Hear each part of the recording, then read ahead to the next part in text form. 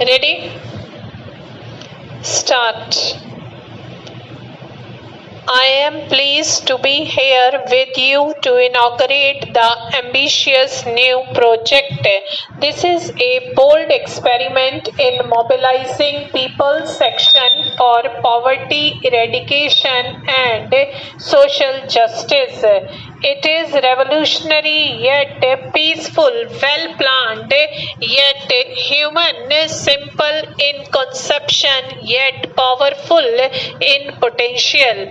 I congratulate the government and the people of Kerala for designing a poverty eradication program with such tremendous potential. With this new initiative, Kerala has given yet another big push to its progressive traditions. Your state has always prided itself in the high quality of life enjoyed by its majority. By focusing on creation of human capital, giving priority to education, health, food security and social security, Kerala has the best indicators of human development in the country. With this project, your state has begun a novel venture to bring the benefits of social development to the disadvantaged section in society that has still remained poor. This approach is in keeping with Kerala's traditional success in achieving social development through the process of awareness building, public demand and government response. However, new project goes beyond what has been done before because for the first time it makes the members of the scheme an integral part of it. Most important of all, you have made women at the local level leaders and implementers of this scheme. Frankly, I cannot think of any such poverty alleviation program in the country which combines the multiple social objectives of women's empowerment, grassroots participation in a Panchayati Raj framework, neighborhood networking, democratic accountability and increasing savings.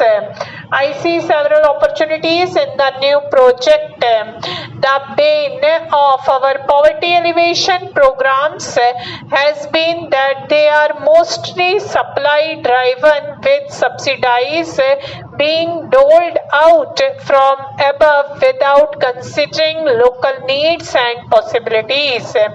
This marks a refreshing change in that it goes primacy to self-help and only an supporting role to governmental subsidies. By promoting thrift, it affords opportunities for attractive credits from banks besides teaching prudence to the poor families. Group savings and group action can remove the curse of money lenders. Since the whole system is organized transparently, the thrift and savings groups can become informal banks for the poor and of the poor. This project has a great advantage due to its focus on women. Poor women are the best savers and the most careful spenders. They do not borrow indiscriminately and become heavily indebted to the lender. Contrast this with the practice of big borrowers who together owe as much as rupees 45,000 crores to the banks. Our entire banking system is under pressure because of these non-performing assets.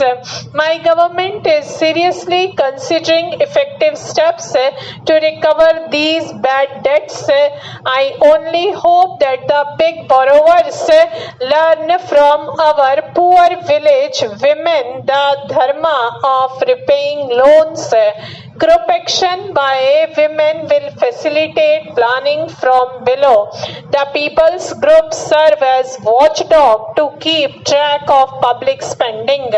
Their growth is restricted only by the innovations that the groups are capable of coming up with. I don't see this as a mere inauguration of a governmental program. I see it as the launching of a social movement for change capable of becoming a sustainable and irresistible force for liberation and progress. I exhort the women's group to be active and alert to eschew conflicts, to be prudent in borrowing and intelligent in investing, and to acquire skills and grow in confidence. These organizations should strive to recreate the traditional village harmony even while achieving progress and strive to attain Gandhiji's vision of Swaraj.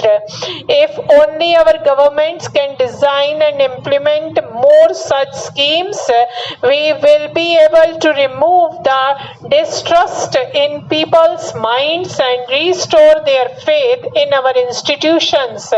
It is in the fitness of things that this statewide program is being inaugurated in the district of Mallapuram, which is one of the backward districts of Kerala. I understand that there has been a pilot project for some time and that the lessons learned have been incorporated into the statewide new program. Dear friends, different states have many impressive programs for poverty alleviation and rural development. They each have a unique approach to solving the specific problems of their areas. This is a genuine decentralization of developmental action.